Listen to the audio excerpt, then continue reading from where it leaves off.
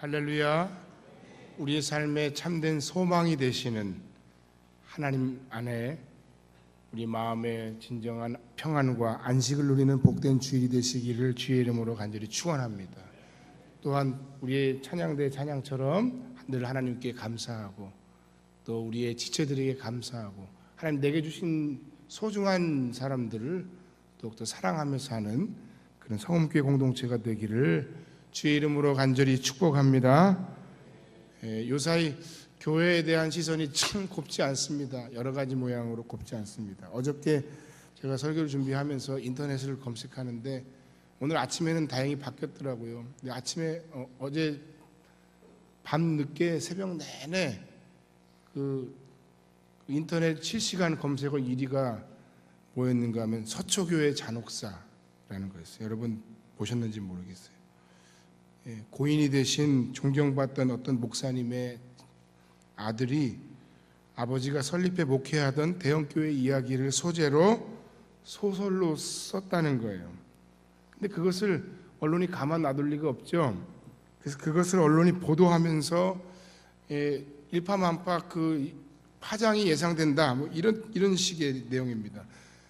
그렇지 않아도 세상이 참 곱지 않은 시선으로 교회를 지금 보고 있는데 이런 내용들이 자꾸 언론에 노출되고 보도되면서 일반인들의 교회에 대한 인식이 점점 더 나빠지는 것은 아닌지, 앞으로 그렇지 않아도 가뜩이나 어려운 전도가 더욱더 어려움을 겪게 되는 것은 아닌지 참 걱정스럽기 그지없는 상황입니다. 물론 소설을 쓴 당사자는 뭐 기독교 이슈 메이커라고 하던데 저는 그분을 비난할 의도도 없고 또 그 교회를 폄하할 의도도 없습니다. 다만 교회 개혁을 위해 했다고는 하지만 걱정이 된다는 겁니다. 이런 때 우리 모든 그리스도인들, 신앙인들이 가져야 할 태도는 무엇입니까? 그냥 남의 집에 불 났네, 불구경이나 해야 되겠네 하면서 가십거리로 씹어대는 것이 우리가 해야 할 일이겠습니까? 불난 집에 부채질하는 것이 우리가 또한 해야 되는 일이겠습니까? 그러나 그렇게 해서는 안 됩니다. 왜냐하면 그 불이 점점 커지면 그 불이 우리에게로 옮겨 붙을 수도 있기 때문입니다. 이런 때일수록 우리 신앙인들은 겸손하게 우리 자신의 신앙의 모습을 오히려 돌아보고 겸허하게 반성하는 그런 시간을 가져야 합니다. 내가 가진 하나님 주신 복음의 능력과 그 복음의 순수성이 과연 내 안에 순수하게 유지되고 있는지 우리는 그것을 살펴보아야 된다는 겁니다. 그래서 남들이 어떻게 하든 남들이 이렇게 하든 저렇게 하든 다른 사람의 이야기를 하기에 앞서서 나만이라도 하나님 앞에서 바로 서고 우리만이라도 하나님 앞에서 제대로 서기 위해 몸부림쳐야 할 것입니다. 여러분, 우리의 인생의 가장 큰 비극은 내 주변의 모든 나의 삶의 모든 문제를 내 주변의 원인으로 돌리는 것입니다.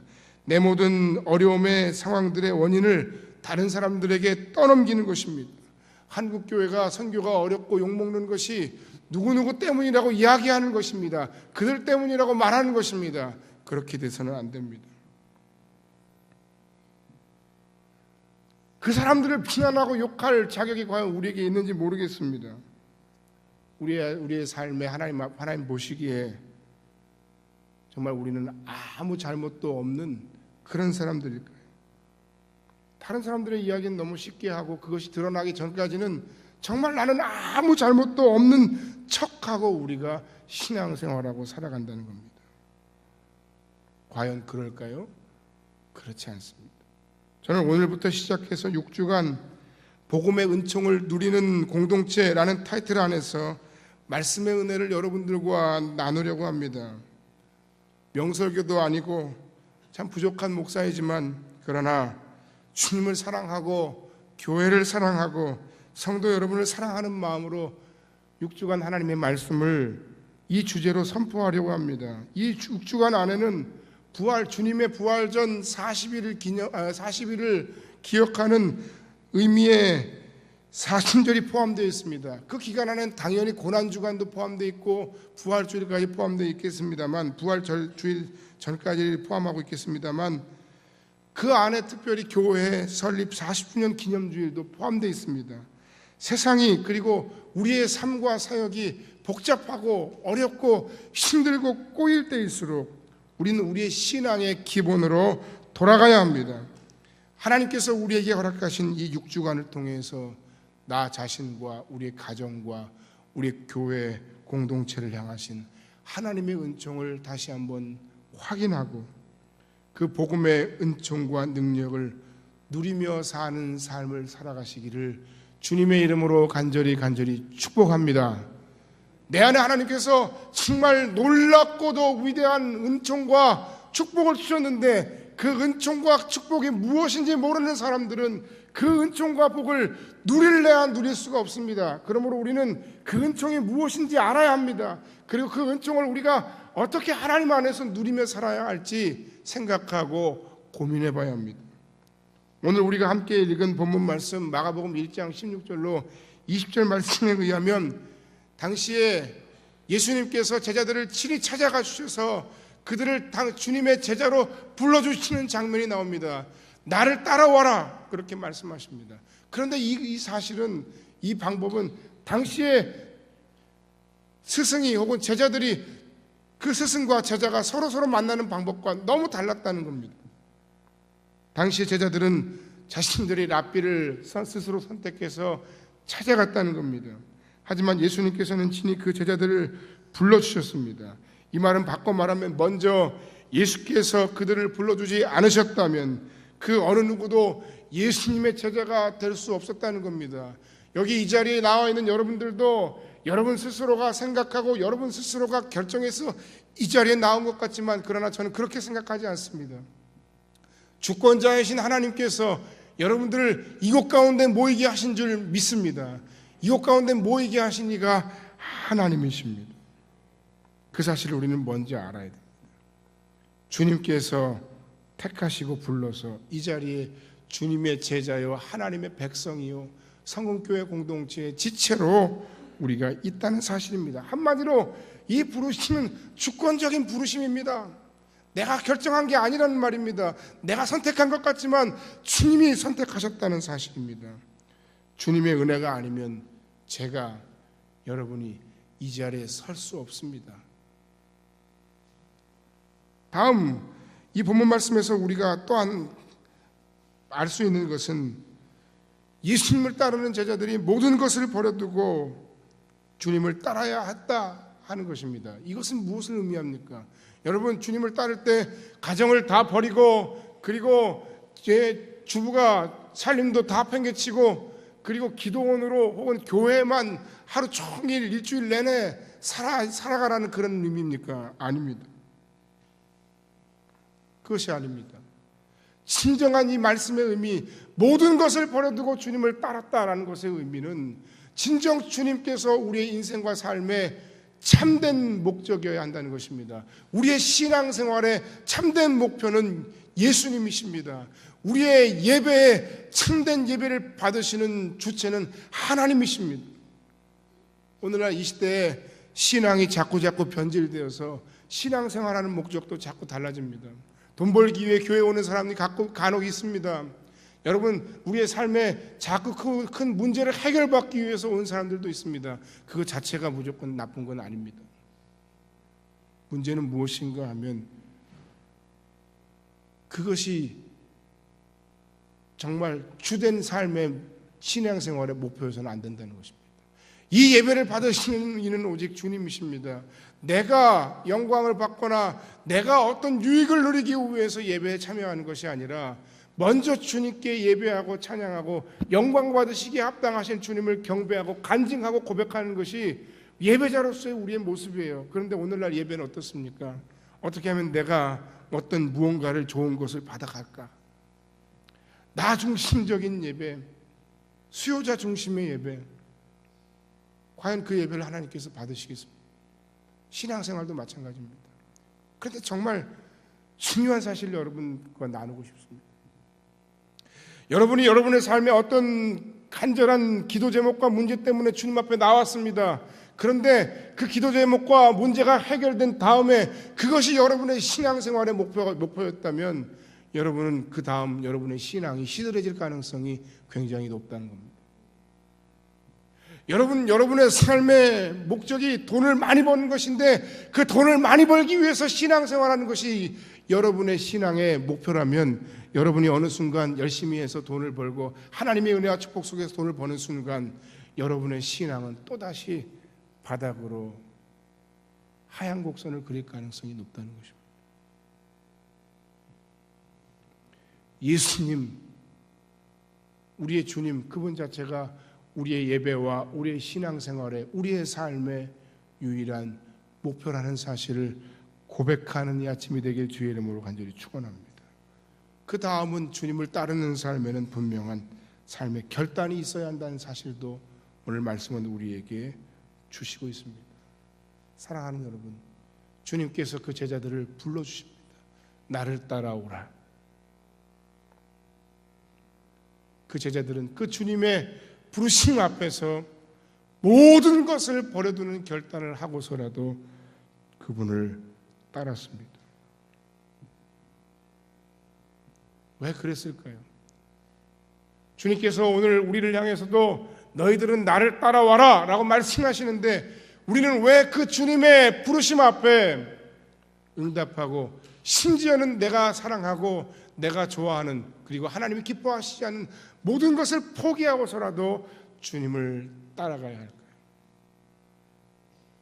이유가 있습니다. 부르심에 축복이 있기 때문입니다. 첫 번째, 부르심의 첫 번째 축복은 내 삶의 가장 깊은 곳의 문제까지 해결받게 하십니다. 할렐루야. 내 삶의 가장 크고 가장 중요하고 심지어 나조차 알지 못하는 내 삶의 문제까지도 우리 주님은 주님을 따를 때 해결해 주신다는 사실입니다. 복음서는 예수님의 제자들이 그들의 눈으로 바라본 예수 그리스도에 대한 고백입니다. 그런데 그 예수님에 대한 복음서 기자의 첫 언급은 무엇인가 하면 바로 예수께서 그들을 불쌍히 여기시며 그들의 연약한 육신, 그들의 질병을 고쳐주셨다는 이야기를 하고 있습니다. 1장 21절 이하에 보면 더러운 귀신 들린 사람을 고치시고 1장 29절에 보면 시몬의 장모의 열병을 고치시고 1장 40절 이하에 보면 나병 환자를 고치시고 그리고 2장 1절 이하에 보니까 중풍병자를 고치셨어요. 하나님 나라를 선포하는 예수께서 가장 먼저 행하셨던 일이 바로 그들의 연약한 육신을 고치신 일이에요. 여러분 우리 주변에 혹은 여러분 스스로가 연약한 육신으로 힘들어할 때가 얼마나 많습니까? 치료에 주님으로 인하여 고침받고 긍휼함을 얻는 여러분의 인생이 되시기를 주의 이름으로 간절히 축원합니다. 할렐루야. 주님은 고치시는 분이에요. 그런데 여러분 우리가 읽지 않았지만 이 마가복음 2장 1절 이하의 말씀을 보면 예수께서 중풍병자를 고친 그 사건 말고도 정말 더 중요하게 강조하고 있는 복음서 기자가 강조하고 있는 진정한 고침의 핵심이 하나 있습니다. 친구들이 거동할 수 없는 중풍에 걸린 자신의 친구를 예수님께서 말씀하시는 예수님의 그 집에 지붕을 뜯어서 침상채 묶어서 달아내렸다는 이 장면은 정말 우리에게 가슴 뭉클한 감동을 주기에 충분합니다. 그런데 그게 다가 아니라는 거예요. 2장 5절 말씀을 보니까 예수께서 그들의 믿음을 보시고 중풍병자에게 이르시되 작은 자야 내 죄사함을 받았느니라 이렇게 말씀하시는 거예요. 여러분 우리는 우리의 삶의 여러 가지 현상적인 부분에 많은 문제를 가지고 있어요. 질병 때문에 고통스럽고 아픕니다. 사람과의 관계 때문에 너무너무 힘이 듭니다. 괴롭습니다. 사업이 잘 되지 않습니다. 이런 문제들 우리가 주님 앞에 나와 간구해야 되겠죠. 그러나 우리 인생의 현상적인 문제, 육신의 부분에만 우리가 관심을 가져서는 안 된다는 겁니다. 본문의 이 중풍병자의 문제에 대해서 친구들은 그저 그의 육신의 질병만 나으면 된다 생각하고 주님께 그를 데리고 나왔습니다. 어쩌면 환자 자신도 자신의 삶의 육신의 질병 문제 이외에는 어떤 관심도 아무것도 아는 것도 없었을 것입니다. 하지만 주님은 아셨습니다. 그에게 있어 그 질병보다도 더 큰 문제, 그 질병의 가장 큰 근원이 되는 본질적인 삶의 문제가 있음을 주님은 보셨다는 겁니다.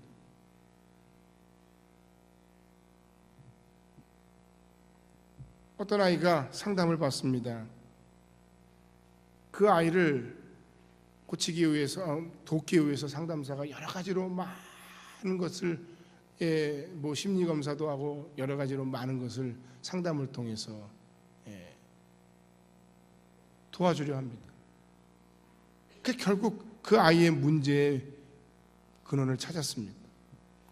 그 문제 때문에 그 아이는 너무나도 힘이 들고 자존감이 없고 친구들과의 관계에 문제가 생겼어요.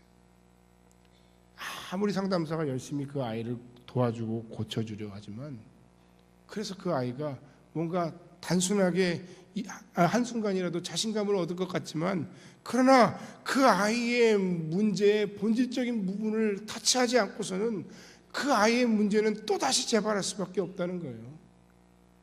지난주에도 우리가 우리 아이 크고 건강하고 크게 키우는 법에 대해서 배워봤잖아요.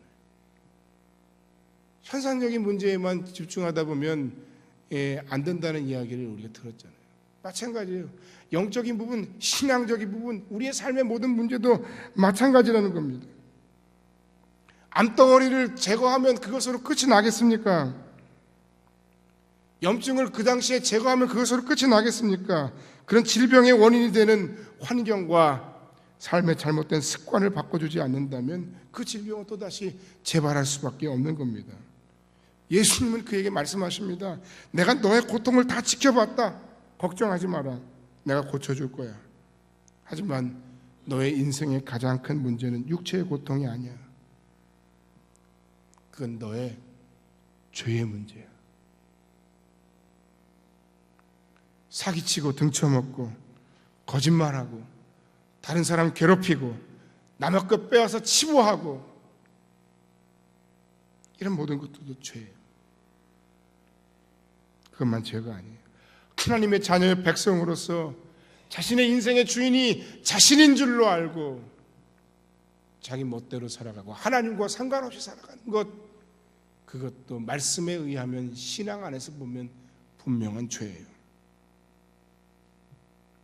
걷지 못하는 사람에게 걷는 것은 정말 위대한 소원입니다. 그러나 한번 생각해 보세요. 여러분, 걷게 된다면 그 다음부터는 아무 문제가 없는 걸까요?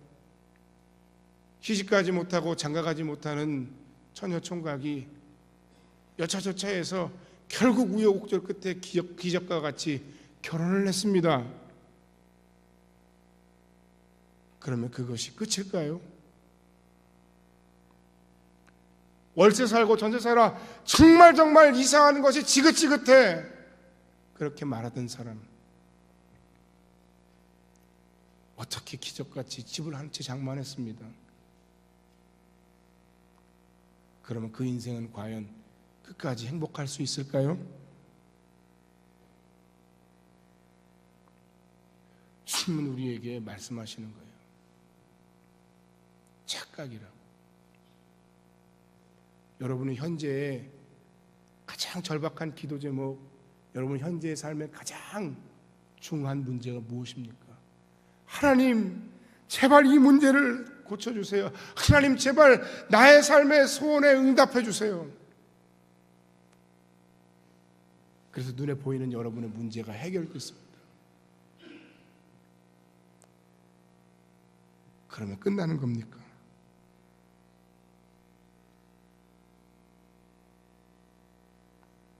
내 안에 불평과 불만족의 원인이 있습니다. 내 삶의 마음에 깊은 상처가 있습니다. 하나님 앞에서 하나님과의 관계 속에서 해결받아야 할 만한 내 마음의 깊고 깊은 내 내면 속에 숨겨지고 꼭꼭 숨겨진 내 삶의 죄의 문제가 있습니다. 이것이 해결되지 않으면 여러분 삶에 눈앞에 있는 가장 절박한 문제가 해결되는 것처럼 보일지라도 그 해결은 또 다른 문제의 시작일 뿐입니다.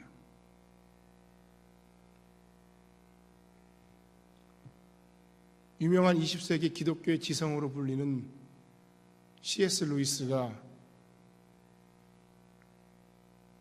어린아이들을 전도하기 위해서 쓴 나니아 연대기라고 하는 판타지가 있습니다. 영화로도 한 2편 정도 제작이 된 걸로 알고 있는데 그 중에 새벽 출정호의 항해라는 책이 있는데 그 책에는 유스터스라고 하는 한 소년이 나와요. 이 소년이 얼마나 못돼 처먹었는지 사람들이 아무도 그에게 오지 않아요. 근데 그 유스터스라는 그 소년 역시 아무도 사람들을 받아들일 마음의 준비가 되어 있지 않아요. 아무도 그 소년과 어울리려 하지 않습니다. 그러던 중에 마법의 힘에 이끌려 새벽 축정호를 타고 항해를 하던 중에 어떤 외딴 섬에 들어가게 됐는데 그 섬을 배회하고 방황하다가 어떤 동굴에 들어가게 됩니다. 동굴에 들어갔더니 엄청나게 놀라운 광경을 목격하게 돼요. 그동안 보지 못했던 다이아몬드니 루비니 황금이니 엄청난 보물들이 그 동굴 안에 가득가득 채워져 있는 거예요. 이 소년이 말합니다.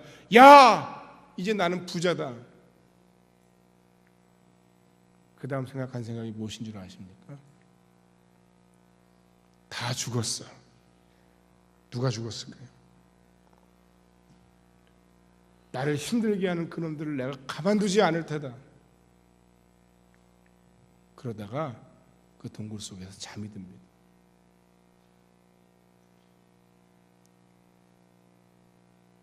깨어나 보니 그 소년이 용이 되어 버렸는데 그가 잠드는 곳은 사실은 사악한 용의 창고였다는 거예요. 보물 창고였다는 거예요. 사악하고 탐욕스러운 생각을 하다가 그 소년도 용이 되어 버렸습니다. 보물이 너무 많지만 그 모습으로는 나갈 수가 없습니다. 사람들에게 나갈 수가 없습니다. 아무것도 가지고 나갈 수가 없습니다. 항해를 하기 위해서 배를 탈 수도 없습니다. 너무나도 괴로워하고 안타까워 힘들어하는 그 순간 가운데 위대한 사자인 아슬란이 나타나서 그에게 이야기합니다. 그 아슬란이 그 나니아 연대기에 의하면 보면 거기 그 책의 그 판타지의 내용 가운데 보면 예수 그리스도를 사자의 형상으로 해서 아슬란이라는 이름으로 나타나는데 그 아슬란이 그에게 옷을 벗으라고 이야기를 해요. 이 소년이 이것은 내 용의 껍질을 벗겨내라는 뜻이구나 하면서 자신의 이빨과 자신의 발톱으로 열심히 자신의 몸을 뜯어냅니다. 뜯어냈지만 그 속에 또 있는 것은 무엇입니까? 용의 껍질입니다. 또 아프게 고통스럽게 뜯어내지만 그 속에 또다시 용의 껍질이 나옵니다. 너무나도 아프고 힘들고 괴로워했지만 그는 최선을 다해서 그 용의 껍질을 벗겨내기 위해서 노력했습니다. 그때 아슬란이 그 유스터스라고 하는 소년에게 이렇게 얘기합니다. 더 깊이 들어가야 해. 더 깊이 들어가야 해. 여러분, 우리가 신앙생활하면서 주님 앞에 나오지만 철저하게 주님 앞에 나와서 이곳에서 예배하고 이곳에서 신앙생활하지만 우리가 얼마나 두껍고 얼마나 많은 가면을 뒤집어 쓰고 신앙생활합니까?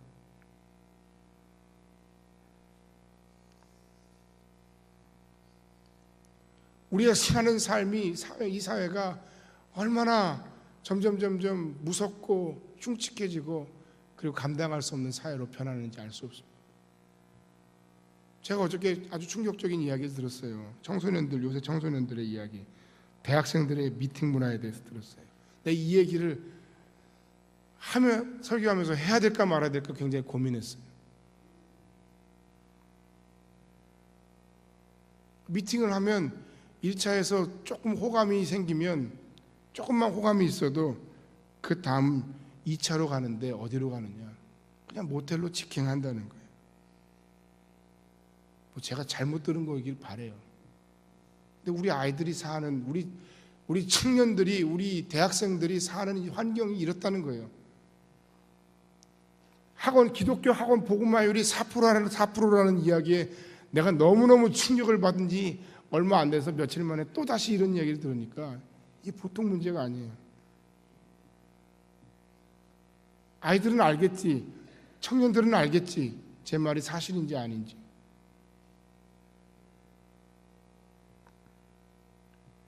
주님은 우리가 주님께 더 가까이 나아오길 소원합니다. 내 깊숙한 나의 내면의 죄와 상처들과 그리고 병든 나의 갈망을 아십니다. 나의 진짜 문제가 뭔지 아십니다. 그 문제가 해결되지 않고 우리 눈앞에 보이는 우리의 현상적인 표피적인 문제는 해결된 들 말씀드린 대로 또 다른 문제의 시작일 뿐이라는 사실입니다. 주님은 나의 진정한 깊은 곳의 문제를 아시는 분이시고 그 문제를 해결하실 수 있는 분입니다. 오늘 이 아침에 주님 앞에 엎드려 고백하고 해결받는 여러분들 되길 주의 이름으로 간절히 축원합니다. 이것이 주님 앞에 나아가는 우리들의 삶의 부르심의 첫 번째 축복입니다. 두 번째 축복은 우리의 인생의 풍랑 한가운데서도 주님은 또한 나를 건지시는 분이시라는 사실입니다. 할렐루야. 주님은 그 풍랑 한가운데서 우리를 건지시는 분입니다. 마가복음 4장 35절 말씀 이하에 보면 예수님의 제자들이 예수님의 말씀을 따라 강 저편으로 건너가다가 엄청난 풍랑을 만납니다. 그런데 그 풍랑이 어찌나 대단하든지 도대체 감당할 수가 없는 거예요.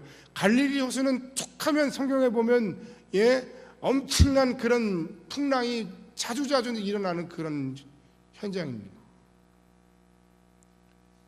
지중해 해수면보다 한 200m가량이 낮고 그리고 저 위에 조금 더 가면 북쪽으로 올라가면 헬몬산이라고 하는 산이 있는데 그 산이 한 3km 정도 된다는 거예요. 그러니까 표고차가 엄청나게 나는데 위에서는 찬바람이 불고 아래서는 뜨거운 바람이 부니까 그것 때문에 부딪히면서 계속해서 그 갈릴리 호수, 그 갈릴리 바다 가운데 엄청난 풍랑이 일어났던 것입니다.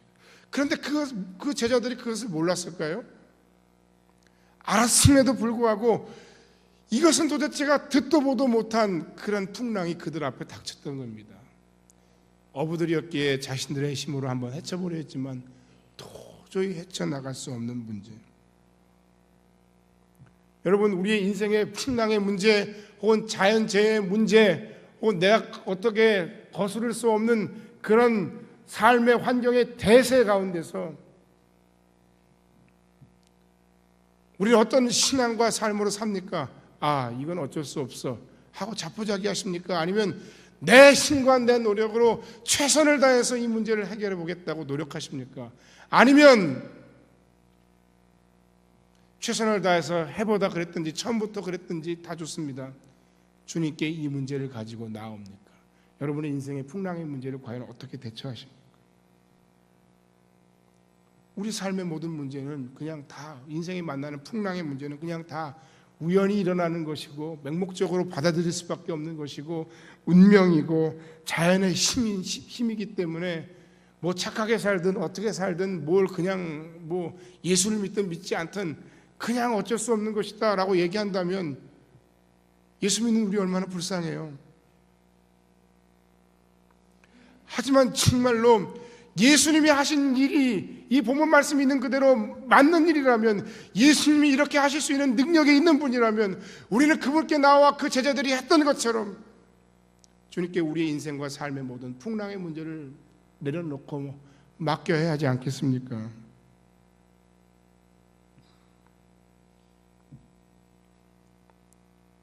그 제자들의 풍랑을 만나 허둥지둥 되는 그 모습이 마치 우리의 인생의 모습 같습니다. 주님께서 아무것도 하지 않는 것 같아요. 아무리 깨우고 얘기하고 기도해도 주님께서 내 기도에 응답하지 않으시는 것처럼 보여요. 내 인생의 배가 거의 침몰 직전인데, 그러나 여러분 기억하세요. 주님은 우리의 삶의 풍랑을 잔잔케 하실 수 있는 분이십니다. 할렐루야. 주님은 그렇게 능력만 있는 능력만 있을 뿐 아니라 주님은 지혜와 사랑이 충만하신 분이십니다. 할렐루야. 우리가 그 사실을 확신하고 믿고 나아가면 그 갈릴리 호수의 그 절박한 배 침몰의 현장 속에서 거의 침몰한 가운데 깨어나신 주님께서 바람과 바다를 향해 명령하시며 잠잠하라 하실 때 그 바다가 평온해진 것처럼 우리 인생과 삶의 모든 풍랑이 거치는 역사가 나타나게 될 줄로 믿습니다. 할렐루야. 더 결정적인 말씀의 은혜가 있습니다. 그것이 무엇인 줄 아십니까? 주님은, 따라합시다. 주님은 나의 죄를 대신하시기 위해 죄의 풍랑에 몸을 던지신 분이시다. 할렐루야. 이 상황에서 깨어나신 주님께서 바다를 잠잠하게 하시고 첫 번째 하신 말씀이 무엇인가 하면 너희에게 어찌하여 믿음이 없느냐, 너희가 어찌 믿음이 없느냐 라고 말씀하셨어요. 왜 이렇게 믿음이 작아? 라고 말씀하시는 것이 아니라 너는 지금 누구를 바라보고 누구를 믿고 있는 거야? 라고 말씀하시는 거예요. 여러분, 지금 우리는 누구를 의지하고 누구를 바라보고 누구를 믿는 신앙으로 살아가야 합니까?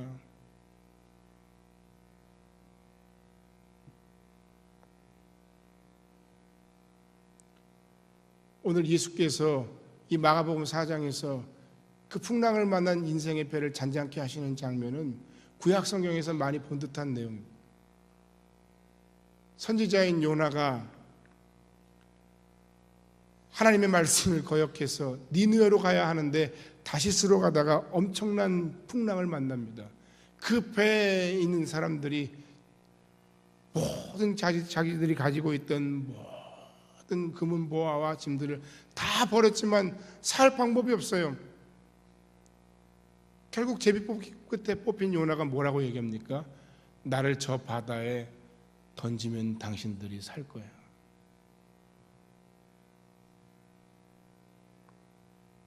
그것이 바로 예수 그리스도의 우리를 위한 구원의 모형입니다. 마태복음에서는 예수께서 말씀하시기를 요나보다 더 큰 이가 여기 있느니라 라고 말씀하셨는데 그 요나보다 더 큰 이가 바로 예수십니다. 우리 주님께서는 우리 전 인류의 죄를 위해, 당신의 죄를 위해서, 나의 죄를 위해서 죽음의 풍랑, 죽음의 파도인 십자가에 몸을 던지신 분이십니다. 할렐루야. 그 풍랑에 예수님 자신을 넣은 후에야 그 풍랑이 비로소 잔잔해졌던 겁니다. 예수님은 그만큼 당신을 사랑하시는 분이십니다. 여러분, 자녀들이 아프면 대신 아프고 싶고, 여러분 자녀들이 죽을 병에 걸렸다면 대신 죽고 싶은 것이, 대신 내가 죽을 수만 있고 저 아이가 살아날 수만 있다면 대신 아프고 대신 죽고 싶은 것이 부모의 마음일진데, 그것보다 더한 마음이 바로 여러분을 향한 예수 그리스도의 마음. 주님은 우리의 죄를 대신하기 위해 죄의 풍랑에 몸을 던지신 분입니다. 이 사순절 기간에 우리를 위해 십자가 지신 그 주님이야말로, 그 죄의 풍랑에 자신을 던지신, 목숨을 바치신, 버리신 그 주님이야말로 우리의 인생의 풍랑 앞에서 내가 기대고, 내가 의지하고, 내가 끝까지 바라보고, 내가 끝까지 소망 삼아야 할 나의 삶의 진정한 구원자, 진정한 구세주임을 고백하는 여러분들이 되시기를 주의 이름으로 간절히 축원합니다. 결론의 말씀을 드리고 말씀을 마칩니다. 나를 따라오너라 부르신 그 주님의 부르심 안에 있는 저와 여러분, 그 하나님의 은총에 감사하고 감격하는 오늘 이 아침이 되길 바랍니다. 그리고 주님께서 우리를 부르셨을 때 우리에게 허락된 그 놀라운 그 부르심의 축복을 다시 한번 새겨보면서 주님 앞에 나의 모든 내면의 갈망과 죄의 문제와 상처까지도 남김없이 솔직하게 진지하게 고백하고 내려놓으며 나를 위해 십자가 지신 나를 사랑하신 주님이야말로 내 인생과 삶의 진정한 유일한 소망임을 고백하는 부르심의 축복 가운데 사는 성도 여러분들이 다 되시길 주의 이름으로 간절히 축원합니다. 또한 그 부르심에 응답하기 위해서 기꺼이 나의 모든 것을 내려놓고 주님만이 내 삶의 진정한 유일한 목적이요 목표임을 고백하는 여러분들의 인생과 삶이 되어지기를 주님의 이름으로 간절히 축원합니다. 기도하겠습니다.